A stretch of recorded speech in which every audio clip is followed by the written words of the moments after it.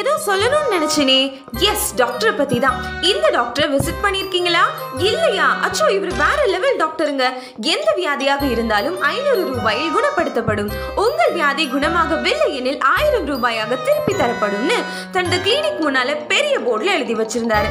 இதை கவனிச்சுக்கிட்டே இருந்த ஒரு நபர் எப்படியாவது டாக்டரை ஏமாத்தி 1000 ரூபாயை கலெக்ட் பண்ணணும்னு சொல்லி கிளினிக்கை விசிட் பண்ணாரு.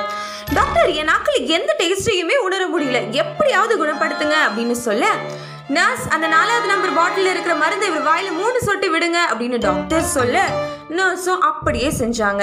ஐயோ டாக்டர், இது பெட்ரோல் ஆச்சு அப்படின்னு இவரும் அலற, வெரி குட், இப்போ உங்க ப்ராப்ளம் சால்வ், இப்போ உங்க டேஸ்ட் பட்ஸ் நல்லா வேலை செய்யுது, ஸோ 500 ரூபாய் ஃபீஸை எடுங்க அப்படின்னு சொல்ல, இவரும் ஃபீஸை கட்டிட்டு வெளிநடப்பு செஞ்சுட்டாரு.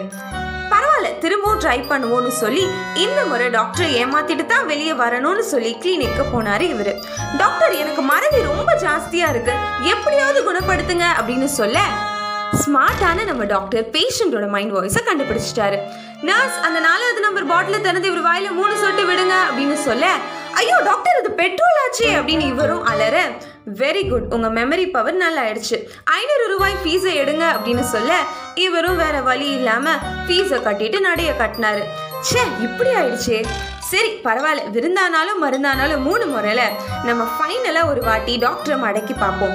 இந்த முறை நம்ம அவரை வெறுப்பேத்தி ஃபீஸை கலெக்ட் பண்ணிடணும்னு சொல்லி கடைசியா கிளினிக்கு போனாரு. டாக்டர், எனக்கு கண் பார்வை சரியில்லை, ப்ளீஸ் மருந்து கொடுங்க டாக்டர் அப்படின்னு கேட்க, டாக்டர் என்ன சொன்னாரு தெரியுமா? ஐ எம் அப்சல்யூட்லி சாரி, இந்த வியாதிக்கு என்கிட்ட மருந்து இல்லை, இந்தாங்க 1000 ரூபாய் அப்படின்னு சோகமா சொன்னாரு. உடனே நம்மால சிரிச்சுக்கிட்டே வேகமா காசை வாங்கினாரு. அமௌண்ட்டை எண்ணி பார்த்துட்டு, இது 500 ரூபாய் நோட்டாச்சே டாக்டர் அப்படின்னு பதறினாரு இவரு.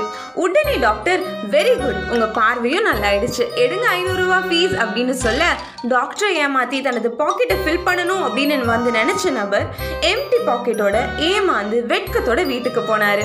நீதிமொழிகள் 14ஆம் அதிகாரம் 8ஆம் வசனத்துல, தன் வழியை சிந்தித்துக் கொள்வது விவேகியின் ஞானம், மூடர்களுடைய வஞ்சனையோ மூடத்தனம் அப்படின்னு வேதம் சொல்லுது. ஹலோ, இப்போ யோசிங்க, நீங்க எந்த லிஸ்ட்ல இருக்கீங்க? அந்த டாக்டர் மாதிரியா இல்லாட்டி அந்த பேஷண்ட் மாதிரியா? வைஸா இல்லாட்டி ஃபூலிஷா? சிச்சுவேஷனை கரெக்டா டேக்கிள் பண்றவங்களா நீங்க, இல்லாட்டி அந்த முட்டாள் நபர் போல பிளான் போடுறவங்களா? உங்க மைண்ட் வாய்ஸ் லவுட் வாய்ஸா எனக்கு கேட்டுருச்சு. ஓகே, விவேகியா ஞானமா நடந்து உங்க பரம தகப்பனுடைய இருதயத்தை சந்தோஷப்படுத்துங்க. டைம் கிடைச்சா அந்த டாக்டரையும் விசிட் பண்ணி பாருங்க. God bless you.